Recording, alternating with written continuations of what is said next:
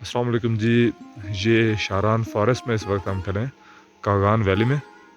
ये हमारा कैंप है, यहाँ पे यूथ हॉस्टल साइट है। और ये आस पास देखें बिल्कुल जंगल है एक, और जंगल के साथ अब देखें बिल्कुल कोई और चीज़ नहीं है, कोई और गाड़ियों की आवाज़ें कुछ भी नहीं है।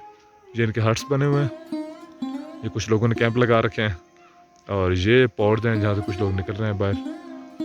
और मैं भी इस वक्त ब्रश करने के लिए निकला था। ये लोग हमारे ग्रुप के क्लाइंट्स हैं जो अभी सो के उठे हैं, दूर से हाथ हिला रहे हैं। ये दूसरे भाई निकल रहे हैं बाहर। तो ये इस वक्त के सीन है, सुबह का वक्त है। इसको अगर इन कुर्सियों पे बैठ के, सर्दी तो होगी लेकिन अगर इनको एंजॉय किया जाए तो आपका दिल नहीं करेगा कि कम अज़ कम भी आप 1 घंटा पहले उठें यहाँ से।